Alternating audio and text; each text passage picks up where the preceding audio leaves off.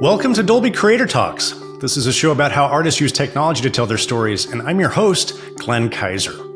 Joining us on the show today, we have writer, director, and producer Bradley Cooper. He's here to discuss his newest film, Is This Thing On? It's the story of a man who falls in love with stand-up comedy just as his marriage begins to fall apart. But what truly sets the film apart is the way Bradley and his team use sound to place us directly inside the character's emotional experience.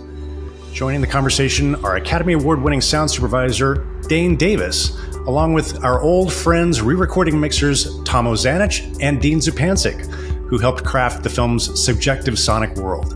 And because I've been traveling this week, our producer Michael Coleman kindly stepped in as guest host. So I will let Michael take it from here. Both A Star is Born and Maestro that use sound design in a very powerful way. You've continued to use sound as a storytelling tool. What did you learn about sound in A Star is Born and Maestro that guided you in terms of how you wanted to use sound and music in this film? I mean, I've always seen it as an integral part of the storytelling. I mean, it's one of the main senses of the viewer. So it's key. I mean, it's as important as whatever the visual is. They go hand in hand. So, you know, even as a young person loving movies, you know, you remember the sounds of things as much as the visuals of films. So to me, it's never even been a question of trying to, you know, sort of qualify the importance of sound. But certainly I didn't understand the mechanics to a specific degree until, well, really it was when American Sniper, and that's when I first met Tom.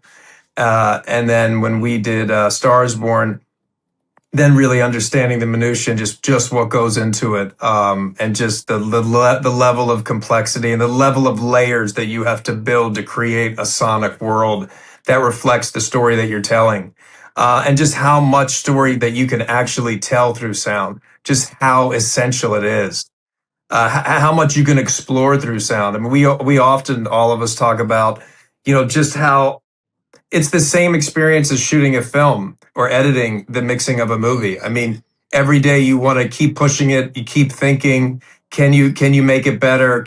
Are you exploring what you want to the most specific, best degree? So it's very much the same exact process where there's a huge technical side, but ultimately it's all an artistic side that's heading as long as you have a North Star. From the early days of writing and thinking about what was on the page, what was the direction you gave Dane, Tom, and Dean about how you wanted to use sound, how you wanted to play with perspective, and what the tone of your soundtrack would be? Yeah, I mean, it was we had like 2 or 3 phone conversations leading up to, I think, the filming of the movie, where we talked about the idea of it, really what it would be sonically if you're a fly on the wall, like wherever the camera is what you're hearing. And what in the demands of that, you know, in terms of the mix, and then in terms of the idea of the cacophony of sound that New York brings as opposed to where they live in the suburban area. And then actually human voices became a big thing. Initially, the percussive sound of the drum beat from the Chinese Lunar New Year was how I envisioned the rhythm of the film. And then early on, I realized that idea doesn't really work. It overwhelms the film, but I wanted to keep that percussive movement. And I remember watching Justin Peck choreograph this piece when I was doing Maestro, and it was this oral group. And I was like, oh, what if we do the same rhythm, but orally through voices? And that actually helped, I think, create the blanket of sound in terms of voices that we hear throughout the whole movie, because you're also dealing with voices that are on a mic, off a mic, in a crowd. So that became, I think, a really interesting sonic roadmap for us. Maybe for you, Dane, when you were thinking of, you know, spotting scenes that take place in New York in comedy clubs, what were some of the obvious things that you maybe had questions about or initial thoughts about, you know, what you guys needed to bring to the stage and to some of those scenes?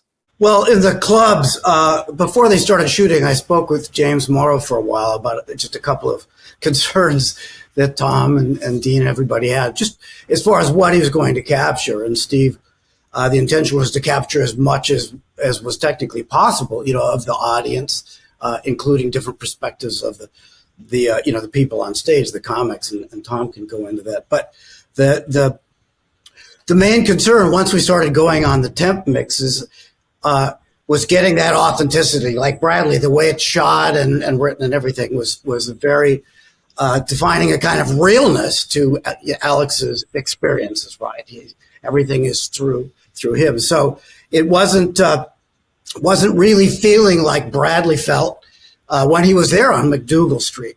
So a lot of what I'm doing, in fact, everything that I'm doing, was outside of the clubs.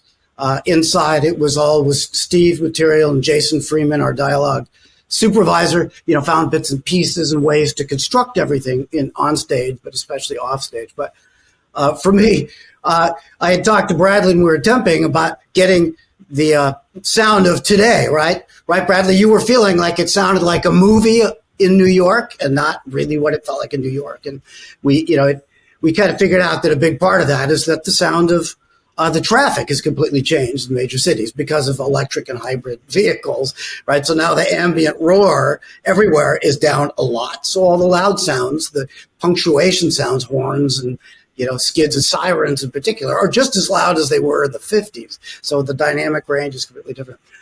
So I had somebody record some stuff outside of the comedy clubs in McDougal Street and cut it in. And Bradley seemed to really dig it. Like it felt real all of a sudden, right? Bradley, like you were there on that street for the first time.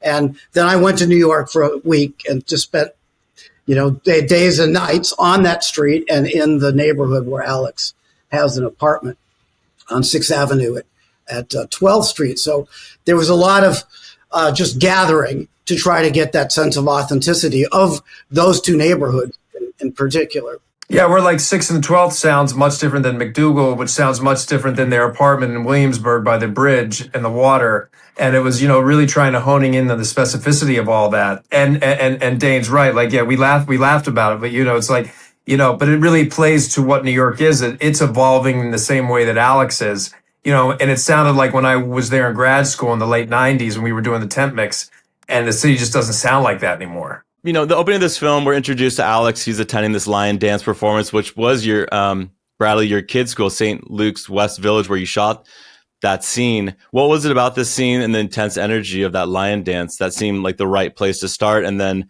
I think like how it showed up in the mix, I'd love for Dean and Tom to talk about that. But what is it about that scene that you wanted to open with? Yeah, I mean, that was a vital element, sonically especially. And once when we landed on this idea of using a sort of bass of Under Pressure as our model for whatever score we had, whether we're stripping it down or lowering an octave or slowing it and changing the instrumentation to have it start. And then the fact that everything that Alex will start to explore is right in front of him at the beginning of the movie. You have this beautiful red lion, all of these children. It's life, and the joy of life, and he's completely despondent. So this idea of hearing these children as we're coming up, as we're rotating around on the camera and seeing this, and all of this just like bombastic life and the drums, and then as the camera's sort of searching for our guy, that starts to drown out until you get to him. So that was we spent a lot of time on that. The temp that we were playing it pretty realistic. And it evolved into what we eventually landed on, and that was on our part, sound effects wise. Everything's so super delicate. It wasn't feeling right to play it live, if you will. That scene in particular, to me, is something I see like kind of like as a painting, sort of an abstract painting where, there's all these colors and textures that we have as sort of on this palette, but they're not going to be just, the sort of reality that you're looking at, because they're not playing that way in Alex's head. They're swimming around in his head. There's all these ideas and sort of things that he's wrestling with, that is competing for his attention, et cetera. And so, we try to treat it that way, like these things kind of wash around and like say, sort of paint the stuff without being, specific. And then that, as Bradley says, we get in close to him and we're kind of like, we have by what we're doing sonically, you really get the feeling that you're going into his head, that you're understanding that all this stuff's happening around him, but he's not he's not processing it at a present level. Alex is not there, right? Bradley, when we were putting in the literal detail of the dancers and the kids and all that, it contradicted the story Bradley was telling, right? Because he's not there. So when we heard sounds that made it seem like we're there, the subjectivity was not working, right? So we ended up with this poetic painterly sort of approach to it that kept it subjective.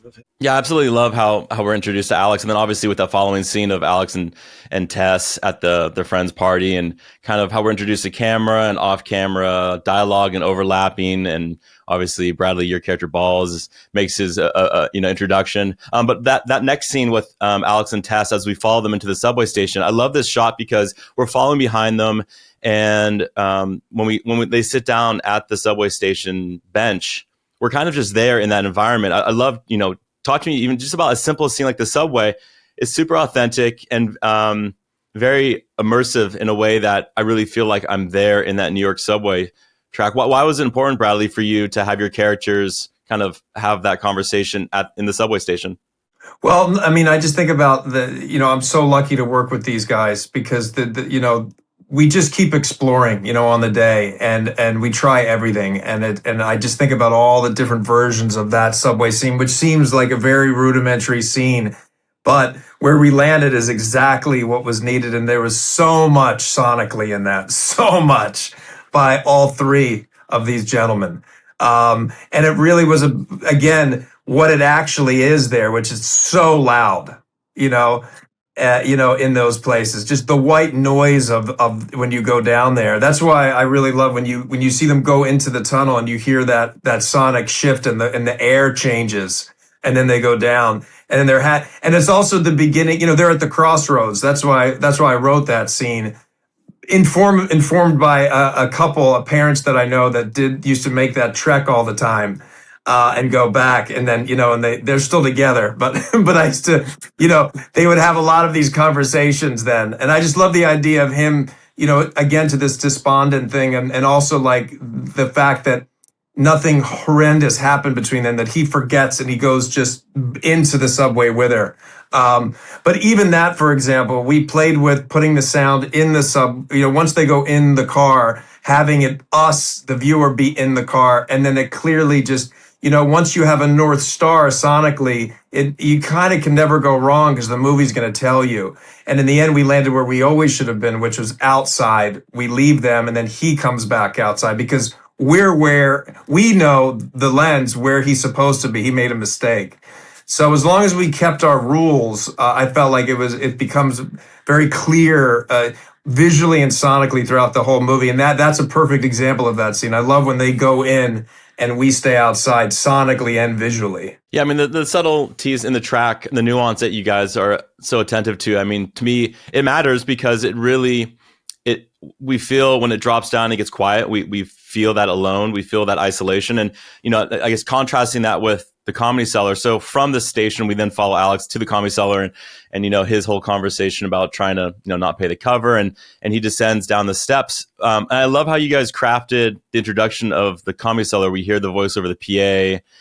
Amy Sedaris. When I heard her voice, I was like, this is great. I love it. That Amy Sedaris. Anybody that knows New York, when hears that voice, she's such a mythical staple of New York City for the last 30 years. Especially when I was in grad school, she was like, Amy Sedaris was it.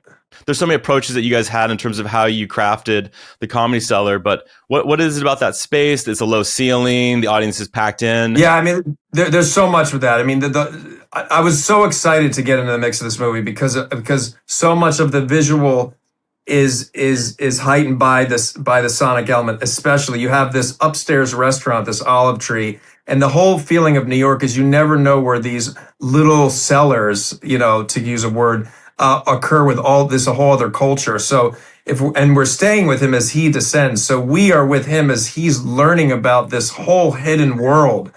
And so we start to hear that world as he descends the stairs. And then he's there just outside of it, and we still hear, but we get enough of him saying, "Oh, fuck," before he walks up. And then once we get up and now he's at the center of it, it's like silence. And like, what's he going to do? What's he going to give to this world that we've just been exposed to? And that was just all a huge creation sonically.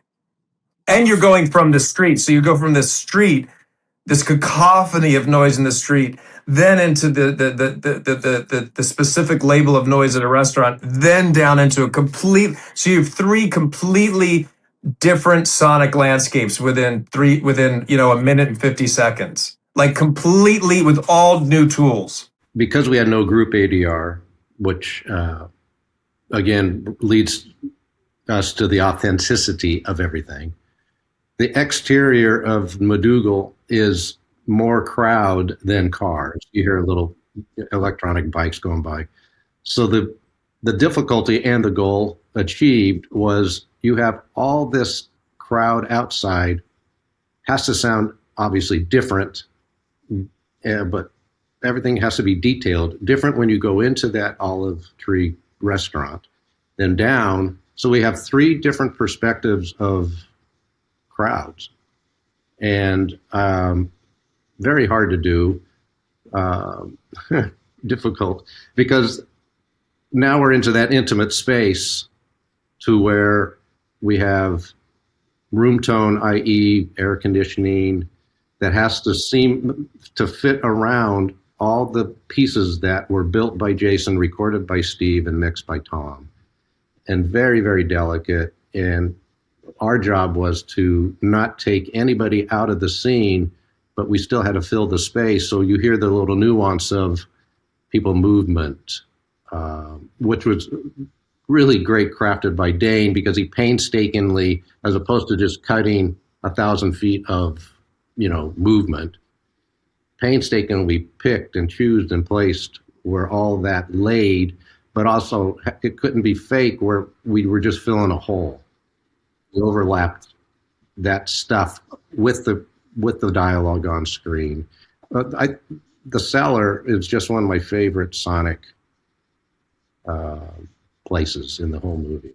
Correct me if I'm wrong, but you did not sweeten the audience. That is the audience that was there. Like, how did Stephen Morrow, your production mixer, how did he capture that? And then how did it show up on the stage, Tom and Dean, in terms of how you treated it and either opened it up or just, placed it in the scene? So I think this is a good point to point out something I wanted to point out, which is that I think there's sort of like this misunderstanding that people have of how, sound and microphones and recording, all that work, which, people might think that, okay, I want to put the audience, in chair 3, row 3 in this audience. And so I'm going to get a microphone and I'm going to put it in that position. And that will be like that person, that's what they hear, right? The problem is it doesn't work that way. And so rather than having sort of this point that you're putting the person in and you're recording with that microphone, which doesn't really hear like us exactly. I mean, in theory, you might be able to record that with like a binaural head microphone, and then somebody could listen to it with headphones on and hear that pretty well. But that's not how it works in a theater. So what we have to do is we actually have to build the space. So because also like we're talking about a theater full of people, not one guy, right, watching the movie. So we actually have to build the world that we're going into, whether that's the New York street, whether that's the subway, whether that's on the stage or in the audience in the cellar. And so that being said, Steve recorded everything. Right? We have 0 ADR and 0 group in this movie, none at all. So everything came from the production that Steve recorded and then all the New York City stuff that Dane went and recorded. Obviously there's some Foley and stuff, but basically all of the core sounds of this movie are all real sounds from the real places, but then having to take all of those pieces and build that into the world that we want to control and that we want to place the audience in.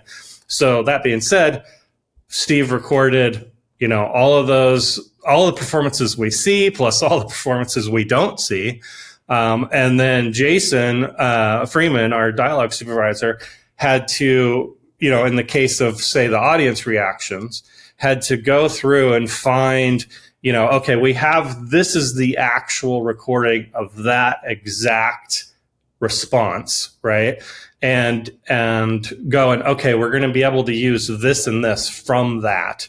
But then we need to sort of take away some stuff and we need to put some other stuff in, because if we have it all sort of from that one perspective, it's too small.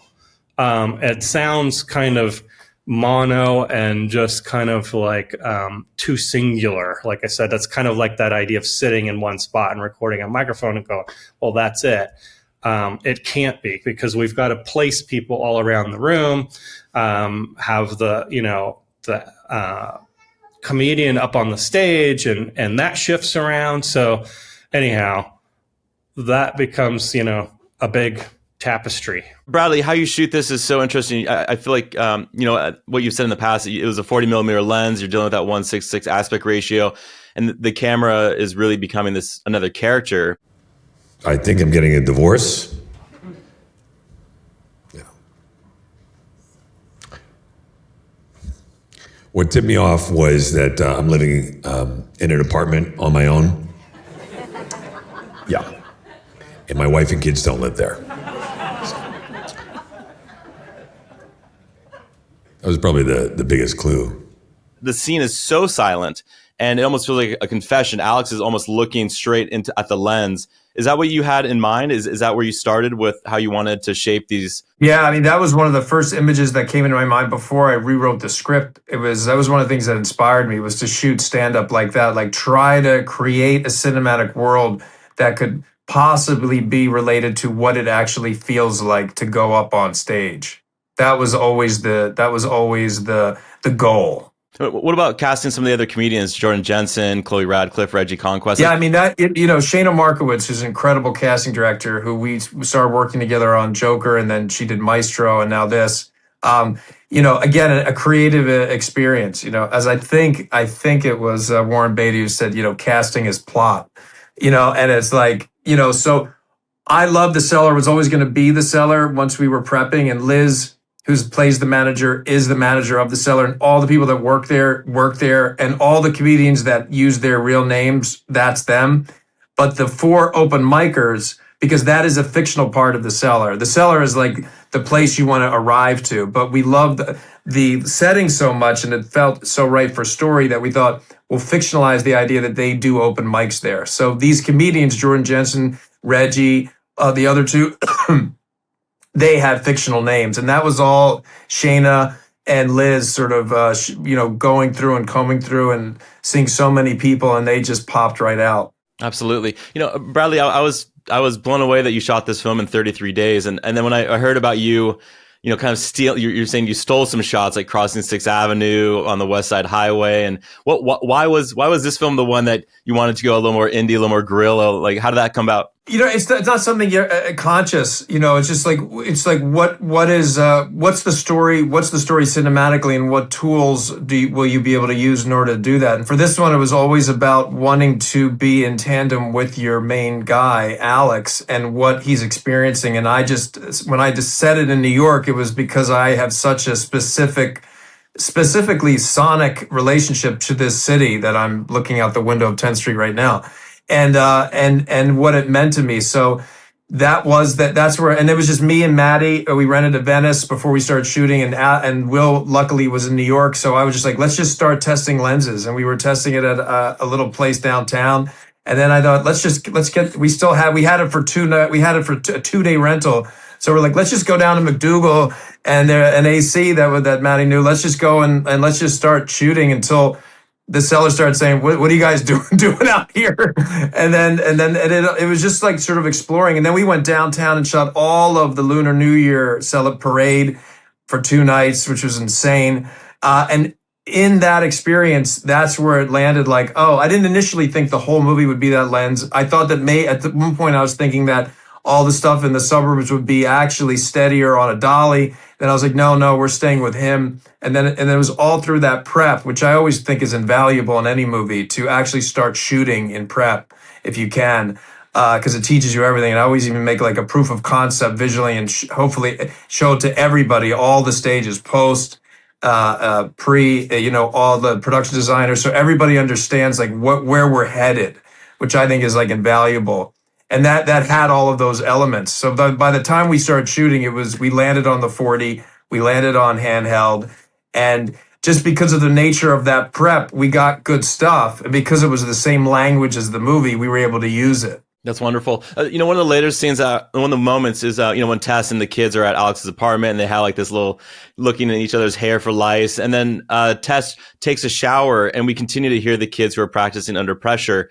But like, we really like, this is a moment with Tess where, she really, she breaks down and has kind of this kind of overwhelming experience. Can you talk about just the simple, even scene like that, but once again, a character? Oh yeah. And that's a great example of just like, pursuing art on the mixing stage. I think it was, I can't remember. I would laugh about we actually stole that sound from a driving scene when they're asking their dad for eggnog.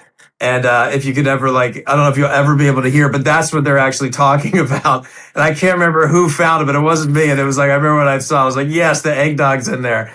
And that was just an idea of like, how can we up her sense of sadness, And I think it was Dean or I can't remember who was like, what if because we tried just putting the sound of the song, that was too much. It overpowered it. We tried nothing. We tried just the church, the bells of the clock tower. And then it was like, and then where we landed was a combination of it all. And that's just like everybody, thinking about, that's the other thing. All of us are all thinking about the same thing, story, and how could we best utilize what we have to tell it. And that was just that one little moment we explored all the various possibilities that there were. And then landed happily for me on the eggnog. There's many times when I think sound, as an audience member, you don't realize when it does drop out. The silence kind of creeps in, and it's really well placed. One of them, another one is obviously at the birthday party celebration. Your character and Alex are talking about the birthday party, and then is Tess seen someone? Just so nothing gets misconstrued, I don't have a girlfriend. Oh, you do whatever you want. I don't. Look, it doesn't matter. You don't have to justify yourself. You're famous now anyway. What are you talking about, man? Look, you don't have to justify yourself. Listen to me, to anybody. Not to Tess, not to anybody. Just like Tess doesn't have to justify herself to you. Justify what? Nothing. Is Tess seeing someone? No. I mean, is she open to it? I wouldn't know. I don't think so. But is she? Yeah. Maybe. Did Christine say something? Who? Christine? About what? About Tess seeing somebody. No, did she? I'm asking you. Did you hear anything? What did Christine say? What did she say? Dude, I'm asking you. By the way, that was a great thing that I remember just coming onto the mixing stage one day, and they had already put in hearing the music from the party already as he's approaching, which was just, I was so excited about, because that was great. Like, luring him in this world that he doesn't belong to anymore. And then he goes in and you're just bombarded with this. And then there's going to be these quiet moments where you're left just to deal with the reality of, this isn't my home. This isn't the family unit that I used to have. And so, and also visually, the kids are they went off to wherever to get ice cream, wherever they went.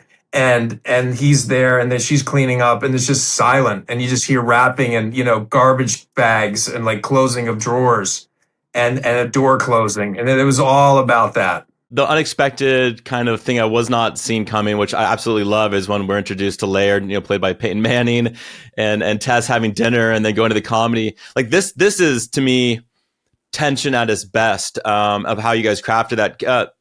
Dane, can you talk about that buildup of Alex is incredibly excited. He's got this this feature set, and now we have Tess in the audience, and like you don't let the audience off easy, I guess. Like, how do you guys treat this scene? Is it any different, or was there a different approach? Obviously there's a counterpoint going on, right? Alex's universe and Tess's universe, and they're both building in their completely different ways, and they're obviously completely unaware of the other person's perspective and their arc, and then it's going to collide, right? You see that coming for a long time. I mean, Bradley set all of that up.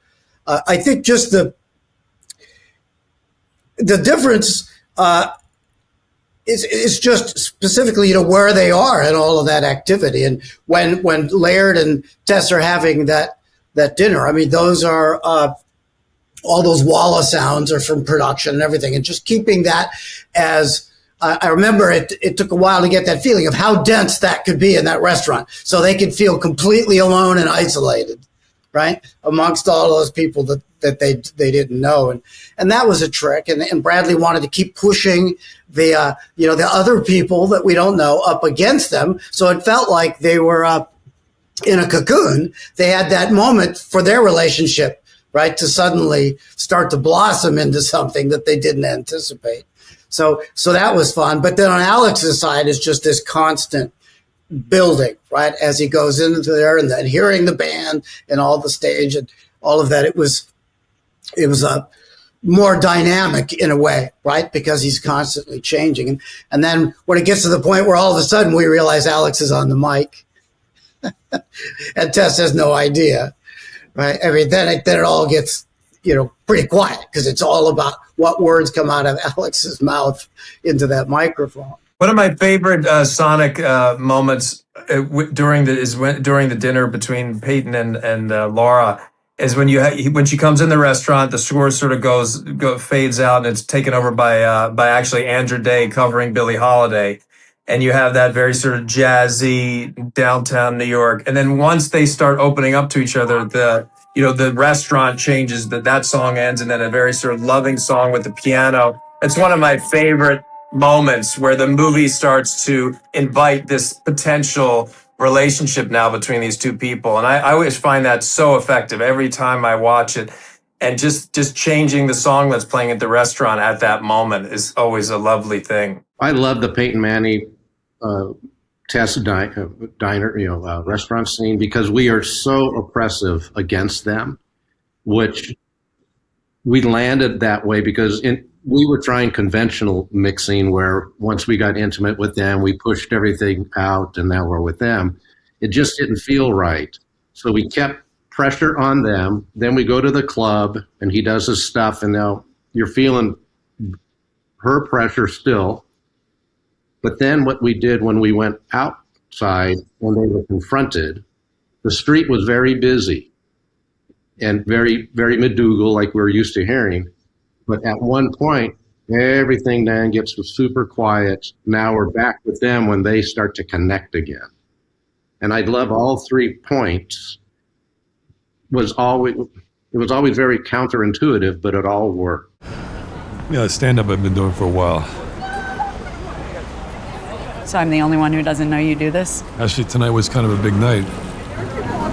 I mean, it's obviously bigger now that I usually only do open mic nights, and there's like half the crowd, and I don't know why I never told you. I haven't even really told myself that it's becoming a thing,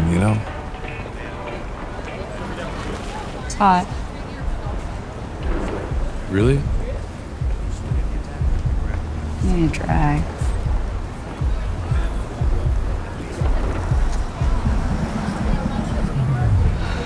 Shooting in New York in real time is, will put Tom in the hospital.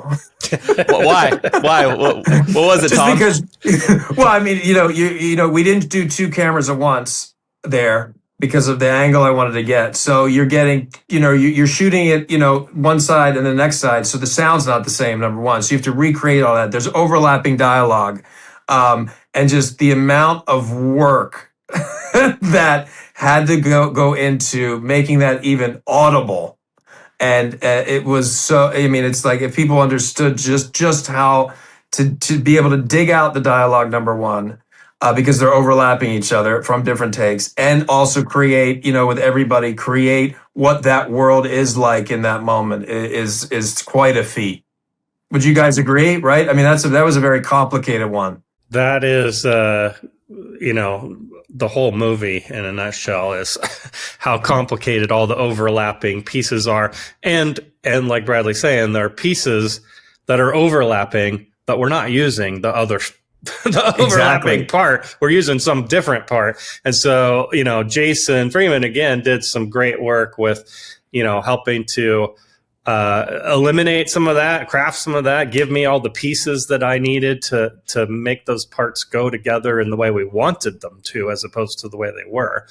And yeah, I mean, that's the job. It's a fun challenge, to deal with and see, how real you can make it all feel, even with, all those sort of disparaging parts being glued together. Especially, just real quick before we get to Oyster Bay, also, like, Alex's apartment was a set.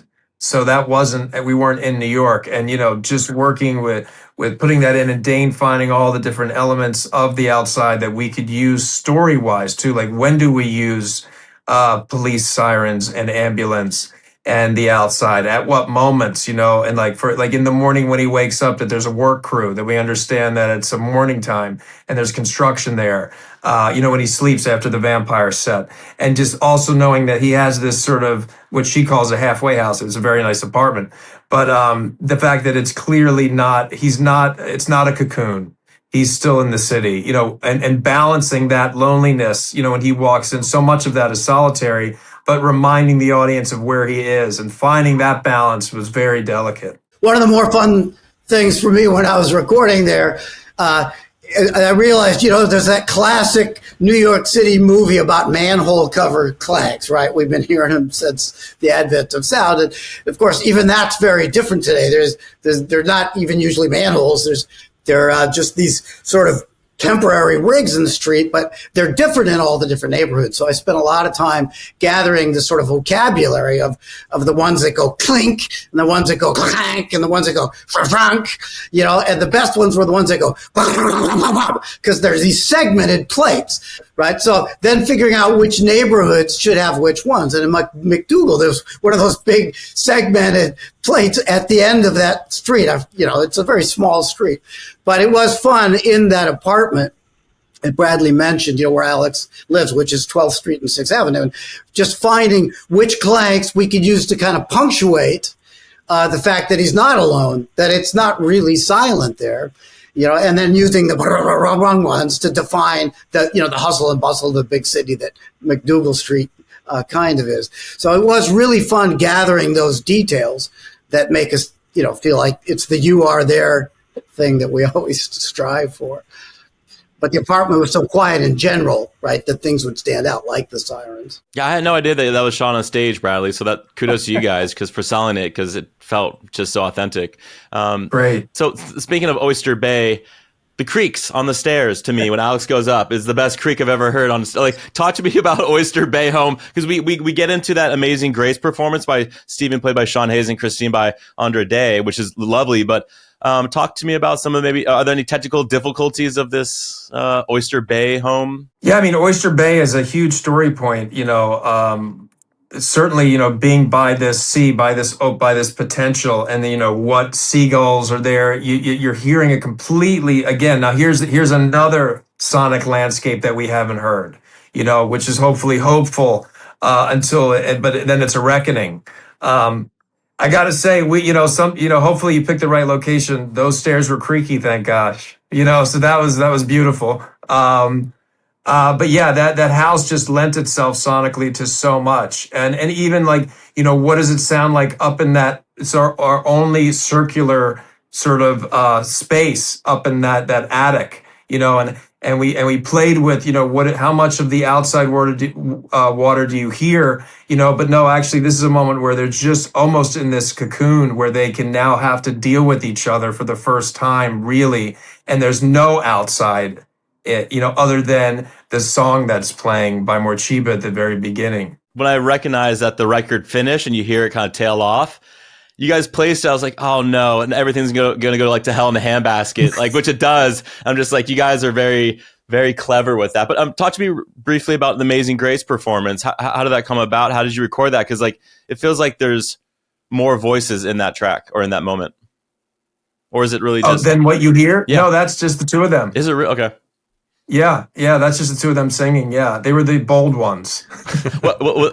Actually, Scotty, you could hear Scotty. We tried to get him out as much as we could. Wait, Scotty, like Sean Hayes' Sean's husband. Yeah. So you have a good ear. Yeah, you have a good ear. Okay. Yeah, that came from, Andrew's is such an incredible singer. There needed to be a B side to her A side of the scene with Alex that you will then believe that what Ball says at the end of the movie, that there's a glimmer of like, right, okay, oh yeah, I just wasn't privy to this. Quite honestly, I that came very early. I was like, how do we sell that these people have been friends for 30 years?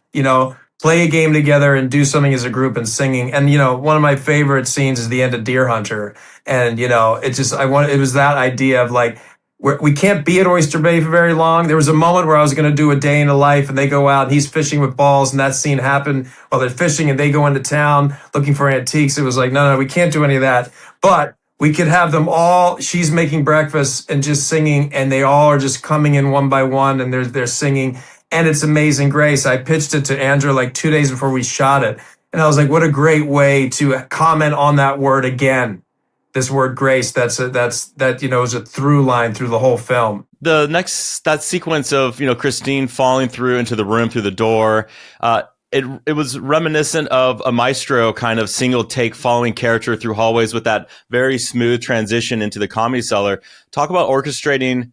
Like, was that what you had on page? Because Alex is spinning at that point. Like, he's out of control and the tone is totally different and the character is in a different headspace. Yeah, that was in the script. We prepped that. We built out because the attic, that was the other set, is the inside of the attic we built on a stage.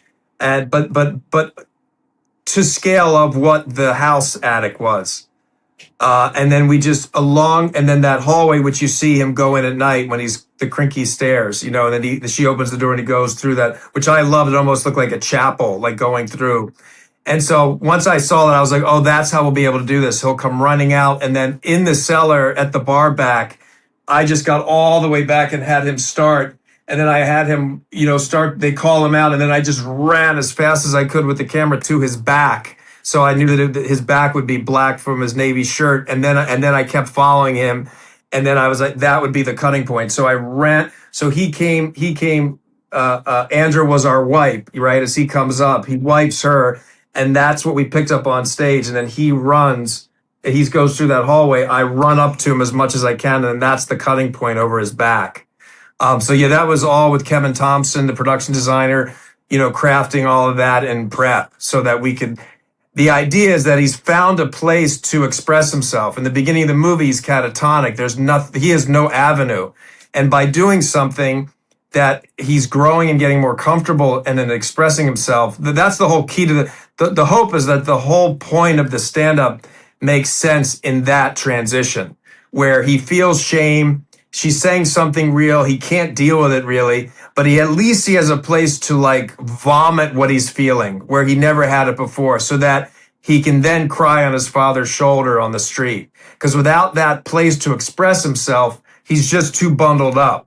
Yeah, the thing I also noticed in this one, usually it would just be kind of production audio, but in this case, we do hear the score. We do hear like it's like a voice, like a scattered voice, and like there's some elements that come in. Can you talk about that choice and then how it was placed in that scene? Because I mean, there was an example of it just being too harsh. That was one of the most fun things I've ever written, but maybe it was a little too harsh with the vampire. And I thought he's so compelling, but at some point, I remember this in A Star Is Born when Gaga was singing at the end. Like at some moment. You start seeing the movie and you're just watching Lady Gaga perform, depending on it's a very balance. And it's so harsh what he's doing there that when we watched it many times on the mixing stage with nothing. And it was just and we would talk about it, right? We would have conversations about the impact of that scene and that it was just a little too much. And then working with James, finding a way to get in there and then it was James' idea with those voices, which I thought it was just like exactly what we needed. Along with still, again, that same score, which is the same score through the whole movie leading up to Under Pressure.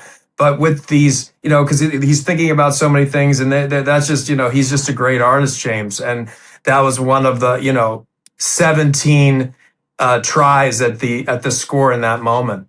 It's very effective. I feel like it's one of the few times that you pan to the audience very quickly, very briefly. Yes.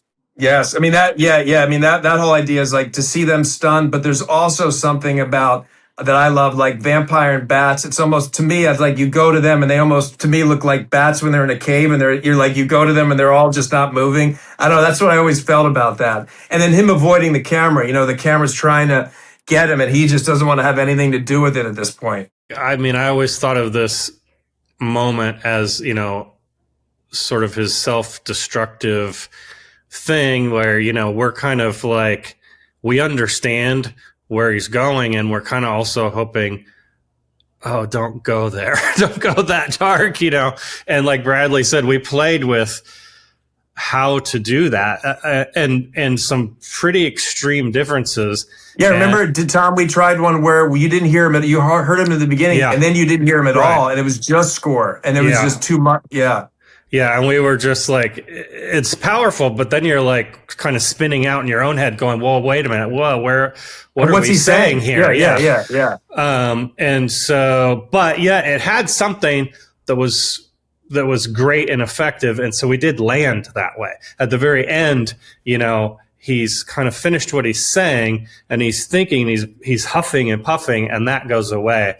And we end in that silence where the score is just playing. Yeah, over the street where he's on the stoop. I love that moment where it gets our transition to there that he's still in that moment. That moment that started in the attic is still there on the street, you know, and we do that through score. Yeah, and you're just kind of wondering, like, did he just blow up his whole life, or did, you know, like, what the heck? You know, it's kind of like a bomb just went off in his life, and then his dad comes back. You know, comes out to like, but the timing to get the life to come back in, that we worked a lot. Oh, dude. How do you delicately and eloquently come back into New York when you go silent? And we tried a lot of experimenting, and I finally landed on just bringing pieces of life as opposed to life all at once. Layers were just creeping in at a time, where now it just seems something. I think it's pretty seamless, but the timing of when we came back in, we worked on that for quite a while. And again, it's that marriage of the sound and the visual, because we landed. Tell me if I'm wrong, Dean, but like it was like, oh, the dad will help us. Him coming up the stairs which he's going to invite Alex back into the world, right? Now I understand it as a viewer, because the other thing is his dad. What the fuck are you doing here? It was so harsh. It was too harsh. But if we're gently coming back, we were able to soften that, so that doesn't take so much. Because I was going to get rid of it completely because it was too harsh, but because of the way we come back into the world, you don't even recognize it the same way. So it's like if you have your North Star, then the movie tells you what it wants. You wrap up coming out of the club and then onto the street in this really tight ball, you know, the tension. And then the trick was to release that grip and get to this place with dad where you don't necessarily think about how did you get there. You just feel like, oh, it's natural. We're here. We're in a safe place with dad, you know, from that tight ball of tension. You know, it's interesting, you know, like we talked about it early on, like, you know, it's like we got to kind of throw out all of the playbooks of like mixing in a lot of ways for this movie. We talked about a lot. And the hope is that it does, in some ways, it's been the most difficult movie of the three that we worked on in some ways, you know, because the goal is, like you say, Tom, is like you never want to be, if the viewer's thinking about any of the things we're talking about, we failed, right? But to create that sort of verite, sonic verite, it takes so much control, actually. You know, for me, I was very curious, where do we go from here? And I love how you kind of you finish the film with this under pressure performance, you know, intercut with Alex's stand up, and then Tessa's running to the musical performance. And, you know, what was important for you to convey in this final scene, Bradley? Because we kind of leave audiences in a place of, we don't have a clear answer, which is probably sometimes the best place to leave audiences, not knowing, you know, how it plays out. But yeah, what was important for you to convey in this final scene? Yeah, I mean, hopefully you don't know, but there definitely is a road they're walking. You know what I mean? They have decided to, try, it seems, or love each other in the life that they're actually living in.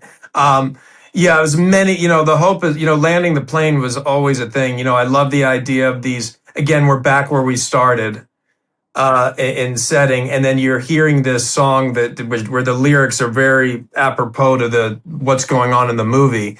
But you're hearing these children sing them, and they do it with an innocence and a clarity that's sort of not off-putting, but like hopeful in a weird way, and without any baggage also.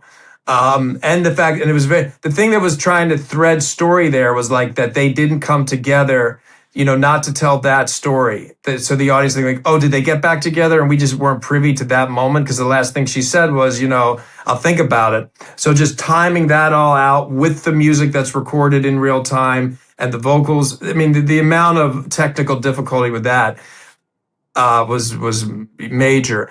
But then it's like, I love this idea of Bowie and Freddie Mercury, two voices that should never sound like they go together, but they do, like relationships sometimes. And then early on, we used to play more of the song in that a cappella, but the idea of like then all of it coming out and just hearing those words at the end was something that we were striving to achieve from pretty early on, and just trying to land how much of it can we have before, again, another thing is you have such a song that people have so many attachments to. How can you play it and not have it overpower the whole film, and you're just sort of like low-hanging fruit with this song at the end of a movie? Like threading that needle was always something I knew was going to be hard, but I was like, if we can land it, then it will work. The sense of the children's performance, it's really endearing and heartfelt, but also, you're trying to understand the body language of Alex and Tess and try to see where they're going to play out. And then, but then over the credits, it's this isolated vocal. So why was that the choice? Well, the idea of in the end, just to hear the words, like the words of what they're saying, that was the key. And these two voices that shouldn't go together. And also the moment that you start to see them, and just to hear these children saying like, come on, like, let's just make it work. Like the innocence and the clarity of what the children are saying is the moment that they then are like, okay. What's cool about it is that it's a song we know. It's being done, obviously by something we've never heard of, this kid's band. And then it lands into something we absolutely know, we've heard 1,000 times, except it's not like we've ever heard it before, And so, we were able to get separated out vocals from the music to end in that a cappella way. And that was something, again, we played with a bunch back and forth on where does that happen in this process and how much of this or that do we have here? And, we played with the balance of, Bowie coming in to the kids actually singing and, where do we want that handoff to happen and how clear should it be or how more dissolved should it be? So the other huge thing was building the children, the people watching it and their level of excitement, especially as the camera then hinges over to Ron Nahas, the music director, who actually worked. Those are all students from my daughter's school. The two singers go to her school, and that's her music teacher. And he was in charge of all of that. And he worked with all those people and the two boy actors. But it was really about, trying to work out when hopefully the Star is Born-ish moment is when you hinge and everybody stands up and the music teacher sort of does this pirouette, in the air, and that moment of like, oh, and then she starts clapping. I think it was just because when I saw your character Balls with the hat on, the cowboy hat on, I'm like, wait, is he Jackson Maine? Like, is there a universe where it was just like, it was a very... Well, that is the Jackson Maine hat. So you're right. Oh, it is? Okay. that is the hat. All right. wore. So yeah, I don't want to get into it too deeply, but like maybe these two share, maybe Jackson is Balls. All right. Anyway. All right. Well, kudos to you guys for that, because that was really fun. Lastly, Bradley, you talked about before about how Dolby Vision Atmos are really important to the experience. Obviously in Star Born and Maestro, it was essential, but even for a film like this, we're not, like I said, we're not having to go to those extremes when it comes to mixing large music cues. Why was it important to you for this film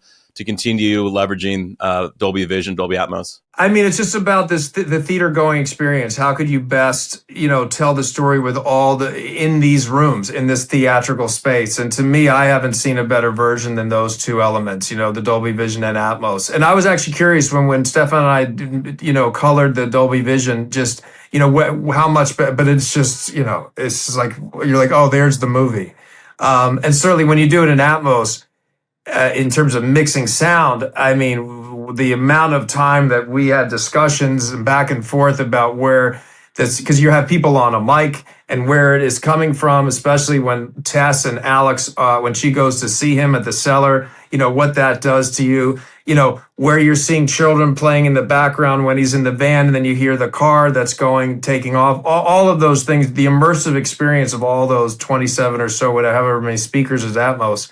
It's just a whole different than a 5.1. I mean, it's not even in the same universe. And also, like, once you go there, you can never go back. I mean, I watched a movie the other night, and it was not in Atmos at a movie theater. And it's just like, I can't get my head around, while I'm watching it, imagining what it could be. The best thing I heard about the use of Atmos was somebody who didn't even know what they were talking about as far as Atmos. And I had the same comment on Maestro. And just the other week, 2 weeks ago, when I went and did this Q&A at Fox, the same comment by a different audience member.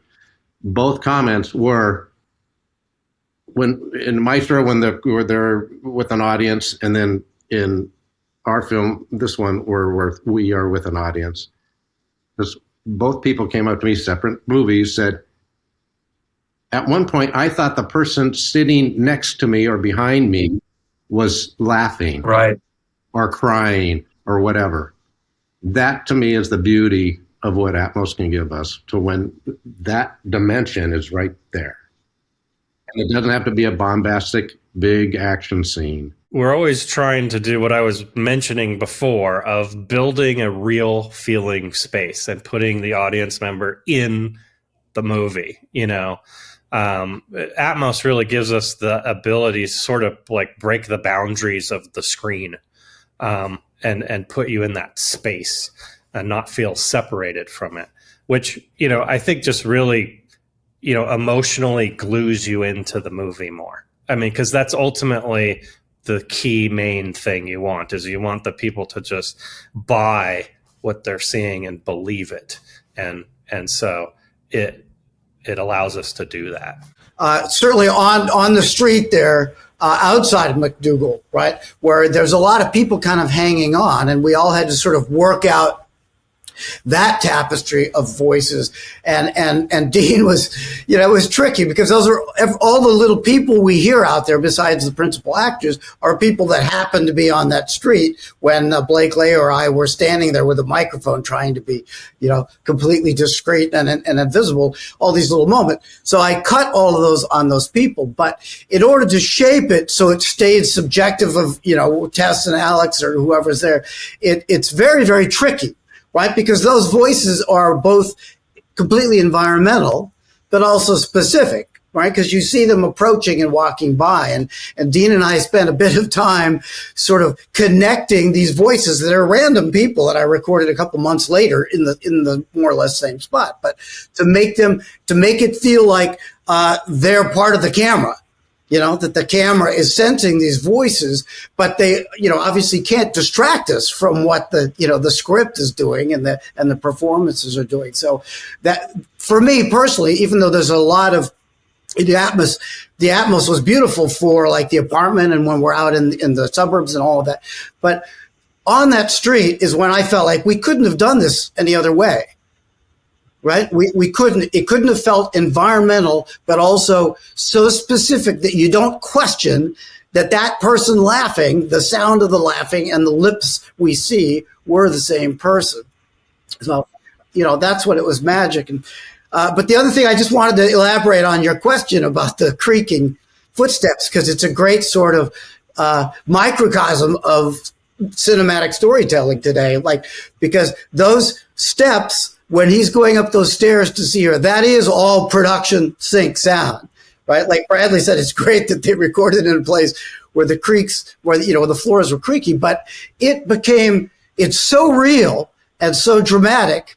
And we ended up, just using that Foley. But there was a moment when Alex was getting to the top of the stairs and we'd mixed in just a tiny bit of insects from outside, right? And Bradley said, I think those sounds are making us think about what's outside, right? And that's not what the scene's about. The scene is Alex going up to Tess in the attic. So literally, right, there's a little bit of air, but we took all sounds out except those production, slightly, adjusted and sort of trimmed up, but it's the production footsteps going up those steps. So we are in his feet in a way. And he's worried, the story is he's worried about waking up other people to reveal, right, the secret affair he's having with his ex-wife.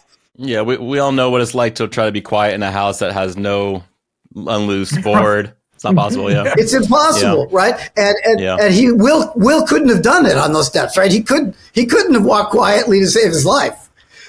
That became a storytelling element. I just want to thank you guys so much. You've been so gracious with your time. Bradley, congratulations on another spectacular film. Obviously, Dean, Tom, and Dane, congratulations on taking something that could be so simple and so straightforward and putting us right in Alex's headspace and Tess's headspace. So congratulations, you guys, on a fantastic film, and looking forward to for audiences to experience this too. Thank you again. Great. Thanks so much, Michael.